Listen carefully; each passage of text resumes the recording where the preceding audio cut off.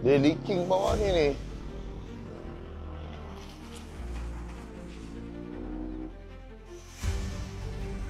Salam, baik-baik, lubang ni. Assalamualaikum, Datuk CEO.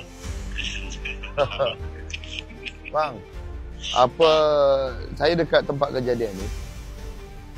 Tadi dah terjumus ada seorang makcik ni kesian dia dalam ni, tapi kita dah angkat semua dah. Okey, apa dia dah ada letak phone semua dah okey lah, tapi saya nak tanya bila dia nak baik ni bila dia nak start baik bila? Okey, kejap lah kita tengah aturkan because dia kena penggalian pakai JCB tu. Okey. Dia kena tutup jalan ni balik semua ya.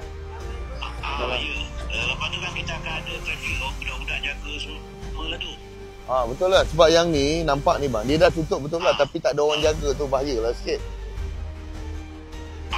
Okey. Tak tolong bang sebab apa?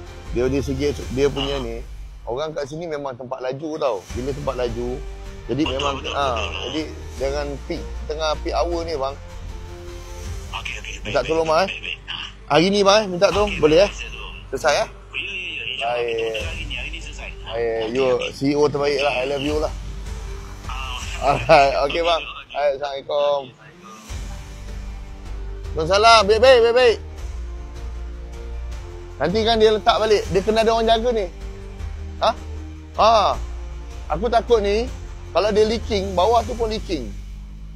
Aku takut ni je. Lepas tu ada air mengalir. Teruk penuh lah. Jalan. Dah, saya dah call SMB. Ni kan Sudah pagi tadi kan. Tu saya kata, tapi tak apa. Saya dah call SMB. Nanti budak dia ini dia akan buat. Dia akan pecah, dia betulkan. Sebab saya takut dia punya pipe tu dah lama je. Elok-elok. Ya. Tapi saya dah selesaikan ni. Minta dia ni. Ya kak. Nanti saya, itulah. Saya minta ada orang jaga je. Kalau tak ada orang jaga ni kan takut orang laju kan.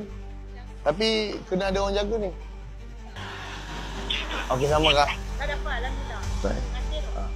Tuan Zahid, minta tolong boleh? Ya. Tengah peak hour tau kat sini.